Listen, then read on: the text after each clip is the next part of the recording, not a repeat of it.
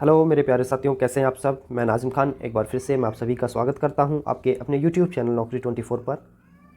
जैसा कि स्क्रीन पर आप देख पा रहे होंगे, इंडियन पॉलिटी यानी कि भारतीय संविधान, राष्ट्रपति से संबंधित सभी महत्वपूर्ण। इसका मतलब है कि आज हम इंडियन पॉलिटी पढ़ेंगे, भारतीय संविधान, और उसमें राष्ट्रपति से संबंधित सभी महत्वपूर्ण प्रश्नों को करेंगे। और आज ये भाग पहला है, इसमें हम 50 क्वेश्चन हम करेंगे आज इस वीडियो में। और नौकरी 24 आपका चैनल का नाम है, सब्सक्राइब नहीं किया है तो चैनल को सब्सक्राइब ज़रूर कर लें। चलिए शुरू करते हैं पहले क्वेश्चन से शुरुआत, जिस काम के लिए आए हैं। तो पहला क्वेश्चन है हमारा, भारत के राष्ट्रपति की तुलना निम्नलिखित में से किससे करना सर्वाधिक उचित है। भारत के राष्ट्रपति की तुलना निम्नलिखित में से किससे करना सर्वाधिक उचित है। ऑप्शन ए अमेरिका के राष्ट्रपति से, ऑप्शन बी फ्रांस के राष्ट्रपति से, ऑप्शन सी ब्रिटेन के सम्राट से, या ऑप्शन डी श्रीलंका के राष्ट्रपति से। तो राइट आंसर क्या है क्वेश्चन नंबर 1? तो राइट आंसर है ब्रिटेन के सम्राट से, यानी कि ब्रिटेन के सम्राट से तुलना करना किसकी, भारत के राष्ट्रपति की, ये उचित है, सर्वाधिक उचित है। ठीक है, क्यों, थोड़ा सा मैं इसके बारे में बता दूं क्यों उचित है। क्योंकि ब्रिटेन का जो सम्राट होता है वो नाम मात्र का होता है, ऐसे ही भारत का राष्ट्रपति भी नाम मात्र का होता है। जो भी काम होता तो भारत में राष्ट्रपति के नाम से ही है। कोई संधि हो या कोई भी कॉन्ट्रैक्ट साइन किया जाए, वो सभी राष्ट्रपति के नाम से होता है। लेकिन करता कौन है, प्रधानमंत्री करता है। मैन जो होता है वो प्रधानमंत्री होते हैं, लेकिन नाम किसका चलता है, राष्ट्रपति का चलता है। ठीक है, चलिए, तो इसलिए पहले का राइट आंसर क्या है, ब्रिटेन के सम्राट से सर्वाधिक उचित है करना तुलना। ठीक है, चलिए दूसरा सवाल देख लेते हैं। दूसरा सवाल है हमारा, भारत में कार्यपालिका का अध्यक्ष, किसका कार्यपालिका का अध्यक्ष कौन होता है। ऑप्शन ए राष्ट्रपति, ऑप्शन बी प्रधानमंत्री, ऑप्शन सी विरोधी दल का नेता, या ऑप्शन डी भारत सरकार का मुख्य सचिव। तो राइट आंसर क्या है, कार्यपालिका का अध्यक्ष कौन होता है भारत में। राइट आंसर है ऑप्शन नंबर ए, यानी कि राष्ट्रपति। भारत का कार्यपालिका का अध्यक्ष जो होता है भारत में, वो कौन होता है, राष्ट्रपति होता है। ठीक है, चलिए सवाल नंबर 3 देख लेते हैं। सवाल नंबर 3 है, संघ की कार्यपालिका शक्ति निहित है।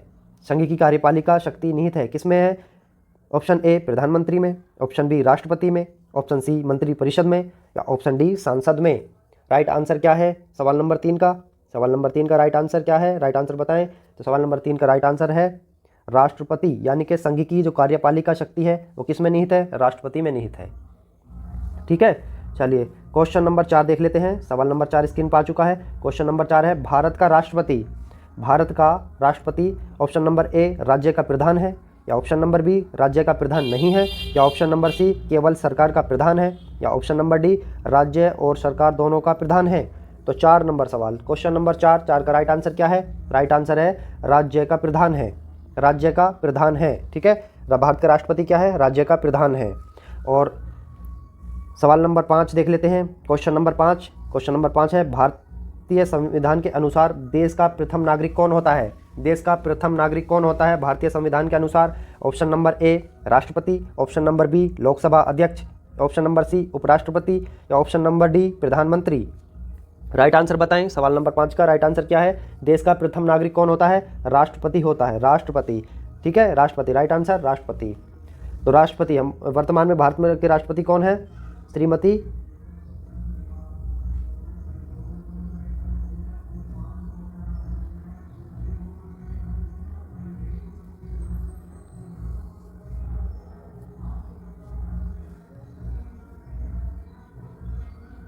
कौन है, श्रीमती द्रौपदी मुर्मू, द्रौपदी मुर्मू। ठीक है,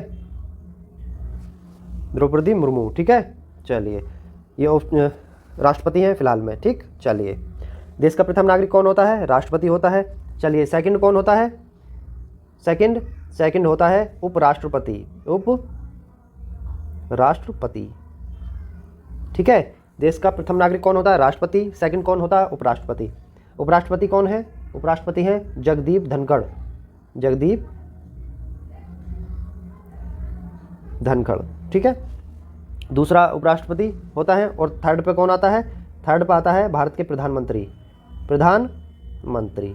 ठीक है, चलिए प्रधानमंत्री का आपको मालूम ही होगा कौन है, श्री नरेंद्र मोदी, श्री नरेंद्र मोदी। ठीक है, चलिए 5 हो गए हैं। सवाल नंबर 6 देख लीजिए। सवाल नंबर 6 क्या है, भारतीय संविधान के अनुसार भारतीय संविधान के अनुसार संघ की कार्यपालिका शक्तियाँ किसमें निहित होती हैं? संघ की कार्यपालिका शक्तियाँ किसमें निहित होती हैं भारतीय संविधान के अनुसार? ऑप्शन नंबर ए प्रधानमंत्री, ऑप्शन नंबर बी राष्ट्रपति, ऑप्शन नंबर बी सांसद या ऑप्शन नंबर डी मंत्रिपरिषद। राइट आंसर क्या है सवाल नंबर 6 का? सवाल नंबर 6 का राइट आंसर है ऑप्शन नंबर बी, यानी कि संघ की जो कार्यपालिका शक्ति है वो किसमें निहित होती है? राष्ट्रपति में। चलिए सवाल नंबर 7 देख लीजिए। सवाल नंबर 7 है भारतीय संविधान के अनुसार देश की तीनों सेनाओं का अध्यक्ष यानी कि सुप्रीम कमांडर कौन होता है?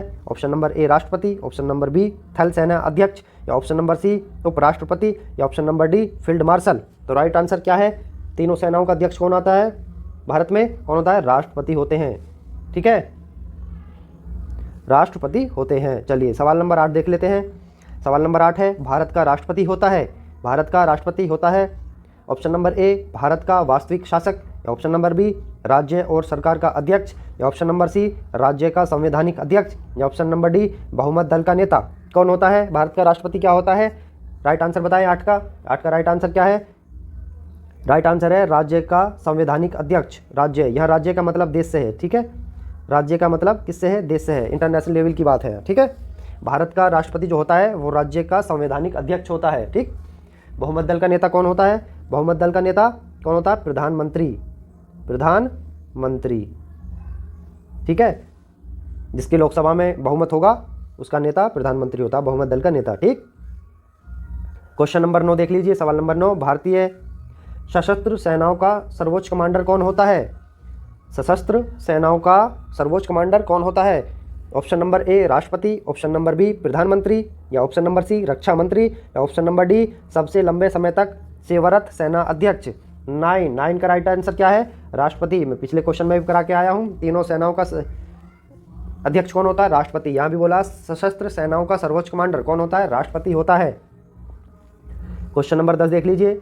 सवाल नंबर 10 है भारत के राष्ट्रपति के लिए आवश्यक योग्यता नहीं है। ऑप्शन नंबर ए वह भारत का नागरिक हो, ये भी है। ऑप्शन नंबर बी वह 35 वर्ष से अधिक आयु का हो, ये भी है। कम से कम 35 वर्ष तो उसकी आयु होनी चाहिए राष्ट्रपति बनने के लिए। ऑप्शन नंबर सी उसमें लोकसभा के सदस्य के लिए निर्धारित सभी योग्यता हो, ये भी राइट आंसर है।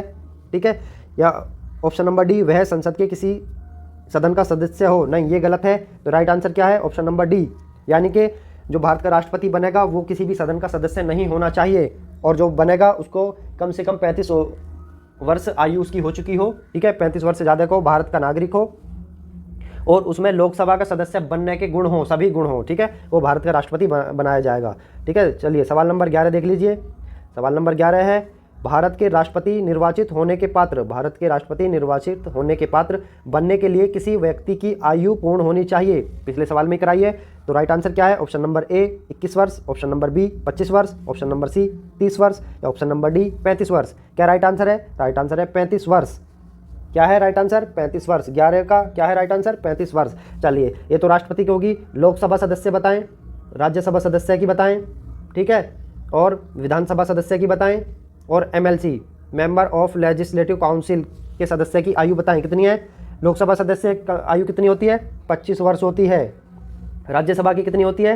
राज्यसभा की 30 वर्ष होती है। विधानसभा की कितनी होती है?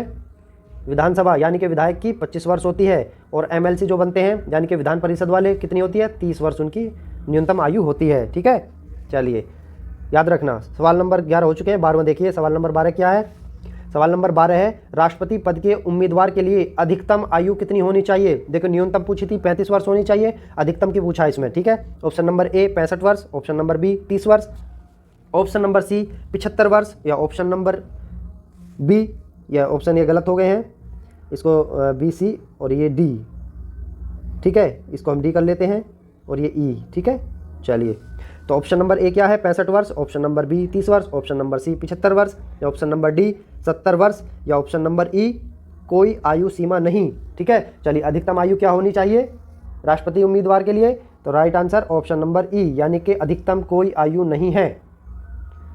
12 का राइट आंसर क्या है? कोई आयु सीमा नहीं है, अधिकतम। न्यूनतम है कितनी? 35 वर्ष। ठीक है, ये न्यूनतम है। कितनी? न्यूनतम। ठीक है, चलिए 12। 13वां सवाल देख लीजिए। 13वां सवाल है एक व्यक्ति राष्ट्रपति पद के लिए अधिकतम कितनी बार हो सकता है, यानी कि वो कितनी बार राष्ट्रपति बन सकता है भारत के अंदर एक व्यक्ति? ऑप्शन नंबर ए 2 बार, ऑप्शन नंबर बी 3 बार, ऑप्शन नंबर सी 4 बार, ऑप्शन नंबर डी कोई सीमा नहीं। ठीक है, राइट आंसर बताए 13 का, तो 13 का राइट आंसर है ऑप्शन नंबर डी। ठीक है, यानी कि एक व्यक्ति भारत में जितनी चाहे उतनी बार राष्ट्रपति बन सकता है। ठीक है, जबकि अमेरिका में क्या है, अमेरिका की अगर मैं बात करूं तो अमेरिका में केवल और केवल सिर्फ 2 बार ही वो राष्ट्रपति बन सकता है। ठीक है, चलिए 13 हो गए हैं। सवाल नंबर 14 देख लीजिए। सवाल नंबर 14 हमारा, राष्ट्रपति का निर्वाचन किस प्रकार से होता है? राष्ट्रपति का निर्वाचन किस प्रकार से होता है? ऑप्शन नंबर ए प्रत्यक्ष रूप से, ऑप्शन नंबर बी अप्रत्यक्ष रूप से, ऑप्शन नंबर सी मनोनयन द्वारा, या ऑप्शन नंबर डी कोई स्पष्ट प्रावधान नहीं। तो राइट आंसर क्या है 14 का? निर्वाचन किस प्रकार से होता है राष्ट्रपति का? अप्रत्यक्ष रूप से, अप्रत्यक्ष रूप से। प्रत्यक्ष रूप से किसका होता है? लोकसभा का। ठीक है, विधानसभा का, विधानसभा का राज्यों में। ठीक है, विधानसभा का, इनका किससे होता है? प्रत्यक्ष रूप से होता है, जबकि राष्ट्रपति का किससे होता है? अप्रत्यक्ष रूप से। चलिए सवाल नंबर 15 देख लीजिए। सवाल नंबर 15 है, राष्ट्रपति पद के निर्वाचन हेतु कौन सी पद्धति अपनाई जाती है? कौन सी पद्धति अपनाई जाती है राष्ट्रपति के निर्वाचन के लिए? ऑप्शन नंबर ए सूची पद्धति, ऑप्शन नंबर बी संचयी मत पद्धति, ऑप्शन नंबर सी सापेक्ष बहुमत पद्धति, या ऑप्शन नंबर डी समानुपातिक प्रतिनिधित्व एवं एकल संक्रमणीय मत पद्धति। 15 का राइट आंसर क्या है? 15 का राइट आंसर है ऑप्शन नंबर डी समानुपातिक प्रतिनिधित्व एवं एकल संक्रमणीय मत पद्धति। ये अपनाई जाती है राष्ट्रपति के चुनाव के लिए। ठीक है, चलिए सवाल नंबर 16 देख लीजिए। तो सवाल नंबर 16 क्या है? सवाल नंबर 16 है, राष्ट्रपति पद के चुनाव संबंधी विवाद, राष्ट्रपति पद के चुनाव संबंधी विवाद को किसके निर्देशित किया जाता है? कौन देखता है? ऑप्शन नंबर ए संसदीय समिति, ऑप्शन नंबर बी राष्ट्रपति देखता है खुद, या ऑप्शन नंबर सी इलेक्ट्रॉनिक आयोग देखता है, या ऑप्शन नंबर डी उच्चतम न्यायालय देखता है। कौन देखता है? राइट आंसर बताइए 16 का राइट आंसर क्या है? तो 16 का राइट आंसर है ऑप्शन नंबर डी, यानी कि राष्ट्रपति पद के चुनाव के संबंधी जो भी विवाद होगा वो सीधा कहाँ जाएगा? उच्चतम न्यायालय में, यानी कि सुप्रीम कोर्ट की बात कर रहे हैं यहाँ, एससी सुप्रीम कोर्ट की बात कर रहे हैं हम, उच्चतम न्यायालय दिल्ली वाला सुप्रीम कोर्ट। ठीक है, तो ये सीधा दिल्ली वाले सुप्रीम कोर्ट में जाएगा और सुप्रीम कोर्ट इसका संज्ञान लेगी इस विवाद का। ठीक है, चलिए सवाल नंबर 17 देख लीजिए। क्वेश्चन नंबर 17 क्या है? क्वेश्चन नंबर 17 है, राष्ट्रपति के चुनाव के लिए प्रस्तावक एवं अनुमोदकों की कम से कम कितनी संख्या होनी चाहिए? प्रस्तावक एवं अनुमोदकों की संख्या क्या होनी चाहिए कम से कम? Option number A 10-10, option number B 20-20, option number C 50-50, या ऑप्शन नंबर डी 100-100। कितनी होनी चाहिए प्रस्तावक एवं अनुमोदकों की कम से कम संख्या? तो राइट आंसर ऑप्शन नंबर सी।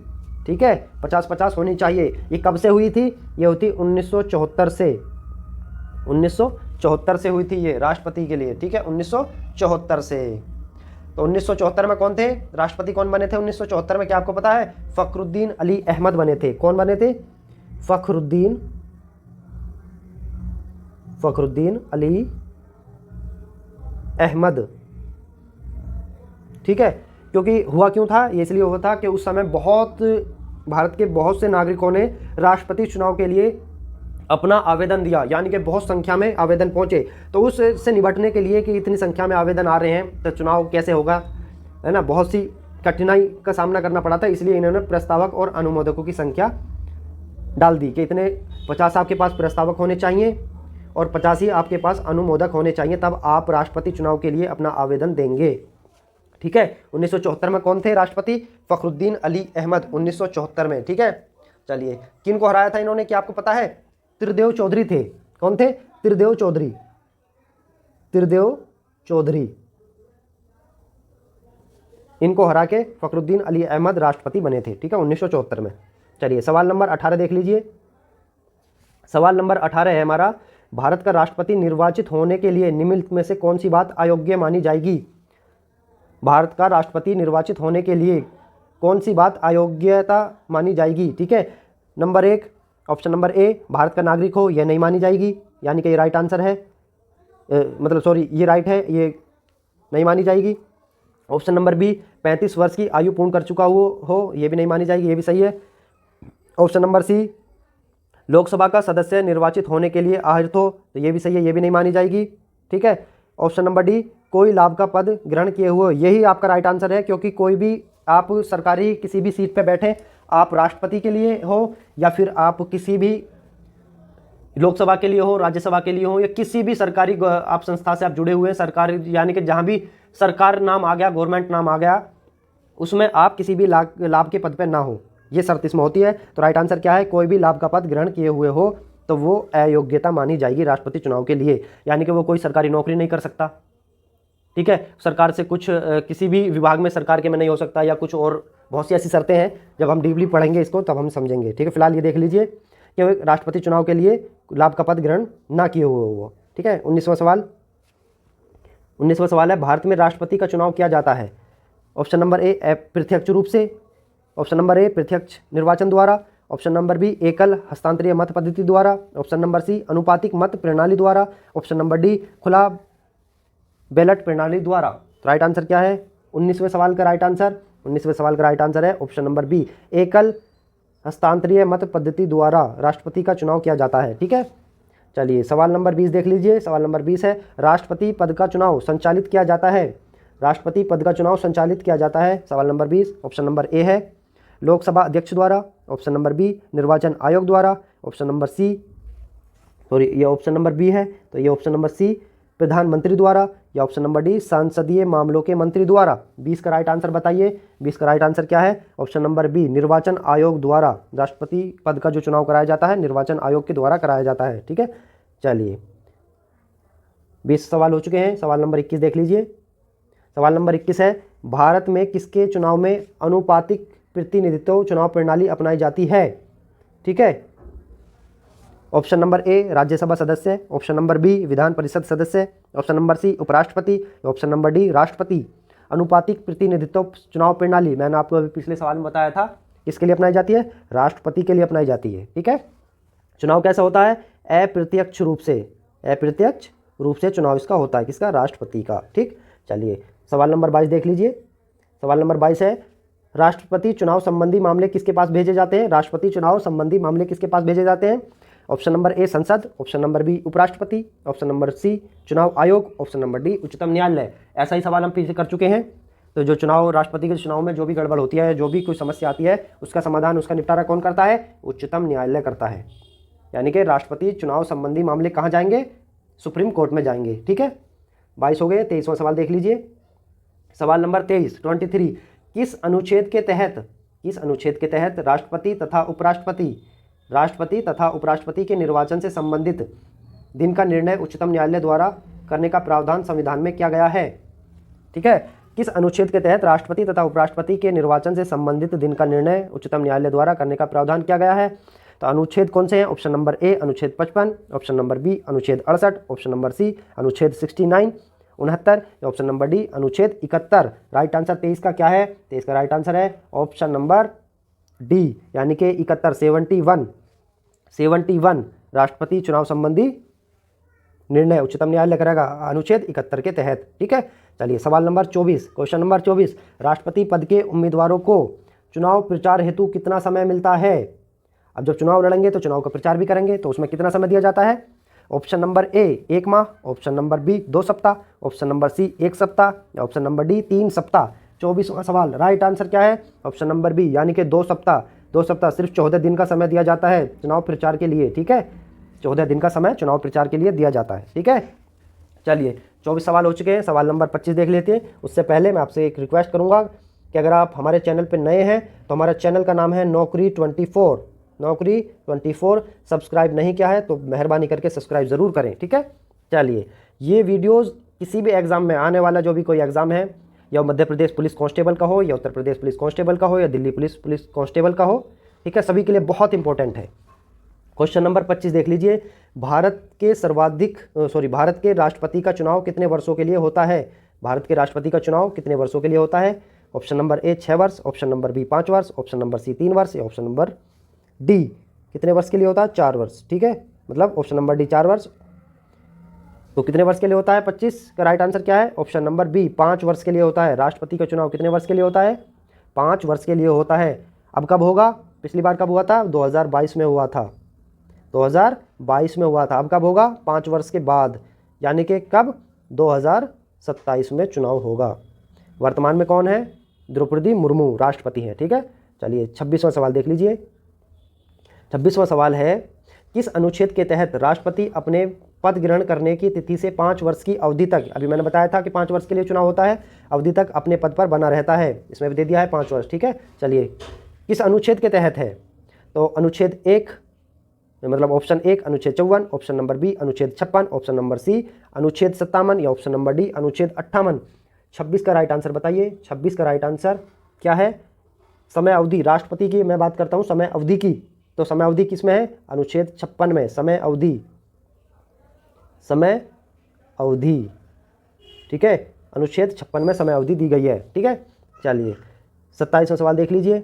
27वां सवाल क्या है? 27वां सवाल है राष्ट्रपति के चुनाव के लिए निर्वाचन मंडल में होते हैं, राष्ट्रपति के चुनाव के लिए निर्वाचन मंडल में होते हैं, कौन होते हैं? ऑप्शन नंबर ए संसद के सभी सदस्य और विधानसभाओं तथा परिषदों के सभी सदस्य, ऑप्शन नंबर बी संसद के दोनों सदनों तथा विधानसभाओं के निर्वाचित सदस्य, ऑप्शन नंबर सी संसद के दोनों सदनों के सभी सदस्य, ऑप्शन नंबर डी संसद के दोनों सदनों के सभी निर्वाचित सदस्य। राइट आंसर क्या है? तो राइट आंसर है 27 का राइट आंसर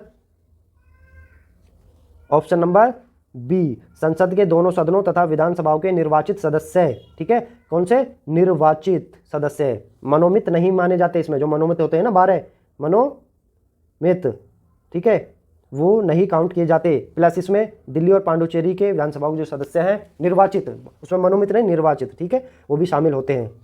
तो सवाल नंबर 28 देख लीजिए। सवाल नंबर 28 क्या कहता है? सवाल नंबर 28 है भारत के राष्ट्रपति के निर्वाचन के बारे में निम्नलिखित में से कौन सा कथन सही नहीं है? सही नहीं है ये बताना है हमें, गलत कौन सा है कथन? ऑप्शन नंबर ए सभी राज्य विधानसभाओं के सदस्य निर्वाचक मंडल के सदस्य होते हैं, इसलिए उस समय राष्ट्रपति का निर्वाचन नहीं हो सकता जब 1 या 2 विधानसभाएं भंग हों। ऑप्शन नंबर बी संसद के दोनों सदनों के सदस्यों का मत मूल्य सभी राज्य विधानसभाओं के संयुक्त मत मूल्य से कहीं भी अधिक होता है। ठीक है, या ऑप्शन नंबर सी कोई उम्मीदवार यदि मतों का बहुमत प्राप्त कर लेता है तो वह स्वतः ही निर्वाचित नहीं हो जाता है। या ऑप्शन नंबर डी राष्ट्रपति के निर्वाचन के संबंध में यदि कोई विवाद हो तो वह न्यायालय के क्षेत्राधिकार में नहीं आता है। या ऑप्शन नंबर ई उपरोक्त सभी। तो राइट आंसर बताइए सवाल नंबर 28। सवाल नंबर 28 का राइट आंसर क्या है? राइट आंसर है डी, यानी कि राष्ट्रपति के निर्वाचन के संबंध में यदि कोई विवाद हो जाता है तो वह न्यायालय के क्षेत्राधिकार में नहीं आता है, जबकि गलत है। कोई भी विवाद होएगा, कोई भी समस्या आती है चुनाव में, तो वो केवल और केवल न्यायालय के क्षेत्राधिकार में ही आता है। सर्वोच्च न्यायालय उसको कमांड करता है, सर्वोच्च न्यायालय उसको देखता है। ठीक है, सवाल नंबर 29 देखिए। सवाल नंबर 29 है भारत के राष्ट्रपति को उसके पद से हटाया जा सकता है। ठीक है, कैसे? ऑप्शन नंबर ए भारत के प्रधानमंत्री द्वारा, ऑप्शन नंबर बी लोकसभा के द्वारा, या ऑप्शन नंबर सी भारत के मुख्य न्यायाधीश द्वारा, या ऑप्शन नंबर डी सांसद द्वारा। बताइए 29 का राइट आंसर क्या है? 29 का राइट आंसर है ऑप्शन नंबर डी संसद द्वारा। संसद द्वारा, संसद द्वारा कैसे? बिल पारित करके। ठीक है, चलिए 29 हो गए हैं। 30वां सवाल देखिए। सवाल नंबर 30 भारत के राष्ट्रपति को पद से हटाने की प्रक्रिया क्या है? प्रक्रिया क्या है भारत के राष्ट्रपति को पद से हटाने की? ऑप्शन नंबर ए संसद के द्वारा अविश्वास का प्रस्ताव, ऑप्शन नंबर बी मंत्री परिषद का राष्ट्रपति को हटाने संबंधी प्रस्ताव, या ऑप्शन नंबर सी सर्वोच्च न्यायालय का निर्देश, या ऑप्शन नंबर डी संसद द्वारा महाभियोग। 30 राइट आंसर बताइए। 30 का राइट आंसर क्या है? पद से हटाने की प्रक्रिया क्या है? राइट आंसर 30 का डी संसद द्वारा महाभियोग की प्रक्रिया। ठीक है, अविश्वास प्रस्ताव कहाँ लाया जाता है? लोकसभा में लाया जाता है, लोकसभा में लाया जाता है, जिससे सरकार गिर जाती है। ठीक है, तो इसमें क्या होता है? संसद में महाभियोग लाया जाता है राष्ट्रपति के विरुद्ध, जब उनको हटाया जाता है। उसमें भी 14 दिन पहले, कितने दिन पहले? 14 दिन पहले उनको बताया जाता है। और ये एक ऐसा पद है जिनके राष्ट्रपति को अपने पद पर रहते हुए कभी गिरफ्तारी नहीं हो सकती इनकी, अगर इन्होंने कोई अपराध किया है। ठीक है, सवाल नंबर 31 देख लीजिए। क्वेश्चन नंबर 31 है संविधान के उल्लंघन के लिए राष्ट्रपति के विरुद्ध अभियोग कार्यवाही किसमें शुरू की जा सकती है? नंबर 1 यानी कि ऑप्शन नंबर ए क्या है? Lok Sabha, option number B Rajya Sabha, option number ई सी संसद के किसी भी सदन में, या ऑप्शन नंबर डी उच्चतम न्यायालय में। किसमें की जाती है? संविधान के उल्लंघन के लिए राष्ट्रपति के विरुद्ध महाभियोग यानी कि अभियोग कार्रवाई किसमें की जाती है? सवाल नंबर 31 का राइट आंसर क्या है? संसद के किसी भी सदन में लाया जा सकता है प्रस्ताव कि राष्ट्रपति ने संविधान का उल्लंघन किया है और उनके खिलाफ हम महाभियोग लेकर आ रहे हैं। ठीक है, किसी भी सदन में। चलिए 32वां सवाल देख लीजिए। राष्ट्रपति को हटाया जा सकता है कैसे? ऑप्शन नंबर ए अविश्वास प्रस्ताव लाकर, ऑप्शन नंबर बी संविधान संशोधन से, ऑप्शन नंबर सी कानूनी कार्रवाई से, या ऑप्शन नंबर डी महाभियोग से। महाभियोग द्वारा किसे हटाया जा सकता है? अभी बता रहे हैं पिछले 2-3 क्वेश्चन में महाभियोग द्वारा इनको हटाया जाता है। अविश्वास प्रस्ताव से क्या होता है? लोकसभा बहुमत दल का नेता, यानी कि लोकसभा में सरकार गिरती है अविश्वास प्रस्ताव से। ठीक है। संविधान संशोधन क्यों करा जाता है? कानून बनाने के लिए। कोई कानून है, कोई लॉ है, उसको बनाने के लिए, ऐड करने के लिए संविधान संशोधन किया जाता है, उसमें कुछ बदलने के लिए। ठीक है। कानूनी कार्रवाई किस पे की जाती है? कानूनी कार्रवाई अपराधी पे की जाती है। ठीक है। तो कानूनी कार्रवाई इन पर नहीं होगी, महाभियोग लगेगा राष्ट्रपति को हटाने के लिए। सवाल नंबर 33 राष्ट्रपति पर महाभियोग किस आधार पर लगाया जाता है? किस आधार पर लगाया जाता है? अब आधार बताना है। ऑप्शन नंबर ए किसी भी आधार पर लगाया जा सकता है, या ऑप्शन नंबर बी संविधान के अतिक्रमण पर, या ऑप्शन नंबर सी राज्य विधानसभा को भंग करने पर, या ऑप्शन नंबर डी उपराष्ट्रपति को राष्ट्रपति बनाने पर। राइट आंसर बताएं 33 का। महाभियोग किस आधार पर लगाया जाता है? तो ये संविधान के अतिक्रमण करने पर। ठीक है। Right answer. किसी भी आधार पर आप नहीं लगा सकते, उसका रीजन देना पड़ेगा कि क्यों हम लगा रहे हैं। ठीक है। राज्य विधानसभा को भंग करने पर, राज्य विधानसभा को भंग करने पर नहीं लगाया जा सकता, क्योंकि राज्य विधानसभा कब भंग होगी? जब राज्यपाल सिफारिश करेगा। राज्य विधानसभा, क्योंकि राज्यपाल ही प्रमुख होता है राज्य का, राज्यपाल। ठीक है। राज्य विधानसभा भंग कौन करेगा? राज्यपाल करेगा। ठीक है। चलिए, उपराष्ट्रपति को राष्ट्रपति बनाने पर नहीं, उपराष्ट्रपति को राष्ट्रपति बनाया जा सकता है अगर राष्ट्रपति की सीट खाली है, राष्ट्रपति कहीं बाहर है, बीमार है किसी कारणवश। ठीक है। तो राष्ट्रपति उपराष्ट्रपति को राष्ट्रपति पद पर बैठा सकते हैं। ठीक। चलिए, क्वेश्चन नंबर 34 देख लीजिए। राष्ट्रपति पर महाभियोग की प्रक्रिया किस देश के संविधान से ली गई है? महाभियोग की प्रक्रिया, काफ़ी समय से महाभियोग पढ़ रहे हैं, तो बताइए कि महाभियोग की प्रक्रिया आखिर ली कहाँ से गई है? ऑप्शन नंबर ए अमेरिका से, ऑप्शन नंबर बी पूर्व सोवियत संघ से, ठीक है, या ऑप्शन नंबर सी जापान से, या ऑप्शन नंबर डी आयरलैंड से। 34 का राइट आंसर बताइए। 34 का राइट आंसर क्या है? America. Option number A America से। महाभियोग की प्रक्रिया कहाँ से ली गई है? अमेरिका से ली गई है। चाहिए, सवाल नंबर 35 35वां सवाल।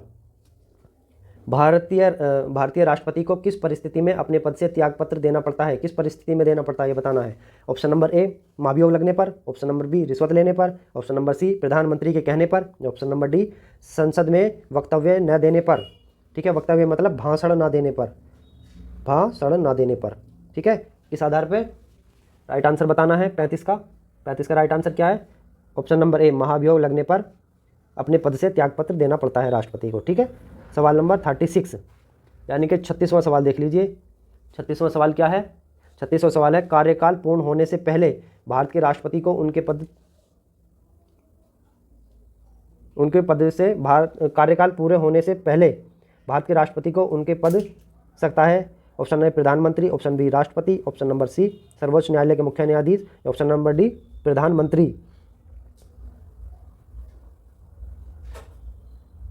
ये सवाल कुछ समझ नहीं आ रहा, अधूरा सवाल है, चलो इसको छोड़ देते हैं। इसमें क्या कहा गया समझ नहीं आ रहा है, इसको हम छोड़ देते हैं। ठीक है। 36वां सवाल। तो 37वां सवाल देख लीजिए। 36वां सवाल अधूरा था। ठीक है। 37वां सवाल देख लेते हैं हम।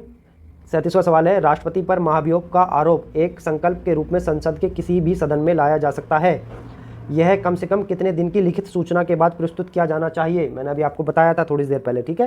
तो ऑप्शन नंबर ए 7 दिन, ऑप्शन नंबर बी 14 दिन, ऑप्शन नंबर सी 30 दिन, ऑप्शन नंबर डी 60 दिन।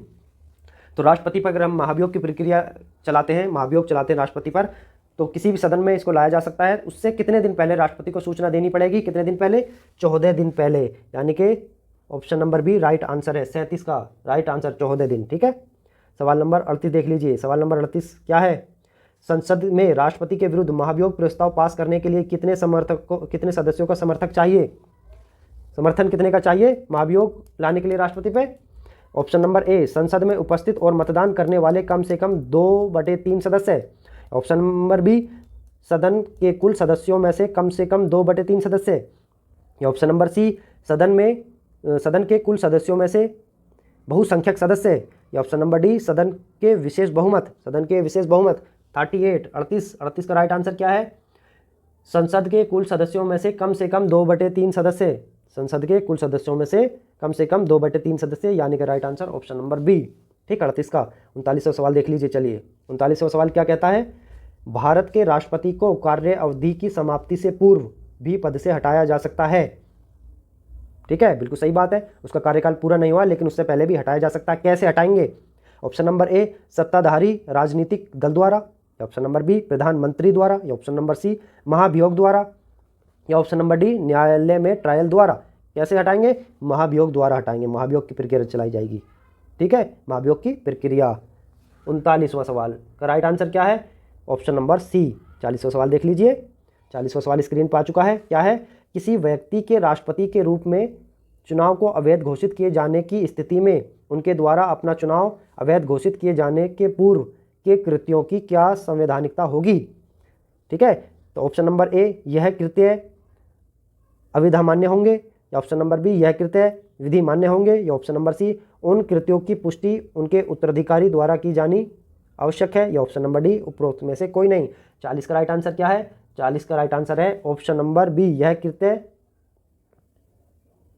नहीं, सॉरी, ऑप्शन नंबर ए, यह कृत्य अविधि मान्य होंगे। ठीक है, 40 का राइट आंसर ऑप्शन नंबर ए।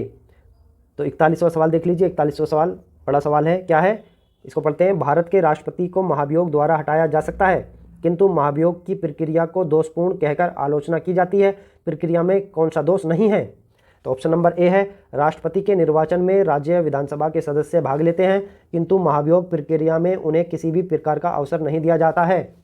ठीक है, नहीं दिया गया है। देखो, निर्वाचन होएगा, राज्य विधानसभा के सदस्य आएंगे, निर्वाचित सदस्य, लेकिन महाभियोग प्रक्रिया में उन्हें अवसर नहीं दिया जाता है। या ऑप्शन नंबर बी, महाभियोग में व्यवस्था है कि संसद का एक सदन आरोप लगाएगा और दूसरा सदन आरोपों की जांच करेगा। इसमें यह स्पष्ट नहीं है कि संसद स्वयं जांच करेगा या किसी अन्य से जांच कराएगी। ऑप्शन नंबर सी क्या है? ऑप्शन नंबर सी, राष्ट्रपति राज्यसभा के रिक्त स्थानों पर अपने समर्थकों को मनोमत करके 2/3 बहुमत से अपने विरुद्ध महाभियोग पारित करने को असंभव बना सकता है। ऑप्शन नंबर डी, राष्ट्रपति को लोकसभा भंग करने का अधिकार है। यदि उस पर आरोप लगाया जाए और वह लोकसभा को भंग कर दे तो जनता न कि संसद अभियोग लगाने वाली होगी। तो राइट आंसर क्या है? सवाल नंबर 41 का राइट आंसर है, सवाल नंबर 41 का right answer option number C क्या है? राष्ट्रपति राज्यसभा के रिक्त स्थानों पर अपने समर्थकों को मनोमित कर के 2/3 बहुमतों से अपने विरुद्ध महाभियोग पारित करने को असंभव बना सकता है। ठीक है, ये राइट आंसर है। जबकि मनोमित सदस्य इसके किसमें भला? महाभियोग प्रक्रिया में भाग लेते ही नहीं है मनोमित, केवल और केवल निर्वाचित सदस्य लेते हैं। इसको जब राष्ट्रपति का चुनाव होता है तो उसमें निर्वाचित सदस्य लेते हैं। ठीक है, और इसमें मनोमित का तो कहीं ऑप्शन ही नहीं है, ना महाभियोग में है और ना ही चुनाव में है। ठीक है, इसकी कोई बात नहीं है मनोमित की। ठीक, चलिए सवाल नंबर 42 देख लीजिए। सवाल नंबर 42 है, राष्ट्रपति को निम्नलिखित में से कौन सा पद और गोपनीयता की शपथ, कौन पद और गोपनीयता की शपथ दिलवाता है? कौन पद की और गोपनीयता की शपथ कौन दिलाता है राष्ट्रपति को? ऑप्शन नंबर ए, भारत का मुख्य न्यायाधीश, ऑप्शन नंबर बी, प्रधानमंत्री, option number C, attorney general, या ऑप्शन नंबर डी, महाधिवक्ता। कौन दिलवाता है?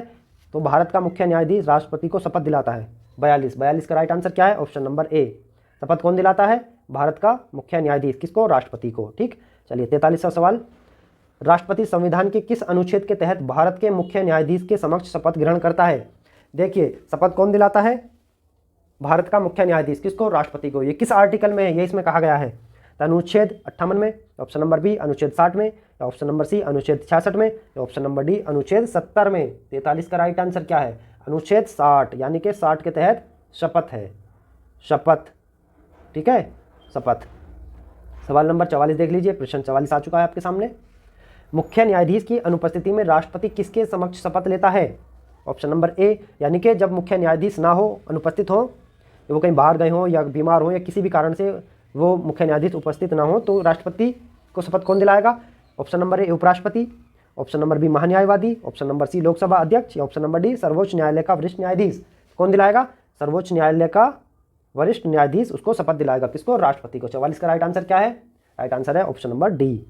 चलिए 45 सवाल देख लीजिए। 45वां सवाल, यदि राष्ट्रपति और उपराष्ट्रपति दोनों देश के बाहर हों तो उस स्थिति में उनके कार्यभार कौन ग्रहण करता है? कौन ग्रहण करेगा? यदि राष्ट्रपति और उपराष्ट्रपति दोनों देश से बाहर हों तो राष्ट्रपति का पद कौन ग्रहण करेगा? ऑप्शन नंबर ए, राज्यपाल, ऑप्शन नंबर बी, प्रधान सेनापति, ऑप्शन नंबर सी, सर्वोच्च न्यायालय के मुख्य न्यायाधीश, या ऑप्शन नंबर डी, प्रधानमंत्री। ठीक है, देखो, राष्ट्रपति अगर बाहर गए हैं तो उपराष्ट्रपति उन पद संभालेंगे, और उपराष्ट्रपति भी बाहर गए तो कौन संभालेगा? सर्वोच्च न्यायालय का मुख्य न्यायाधीश। और सर्वोच्च न्यायालय का मुख्य न्यायाधीश बाहर हो तो फिर कौन संभालेगा? सर्वोच्च न्यायालय, यानी कि मुख्य न्यायाधीश से जो भी नीचे होगा। ठीक है, सेकंड नंबर पे जो भी होगा वो इनके पद को देखेगा। ठीक, चलिए 45 हो गए। 46वां सवाल देख लीजिए।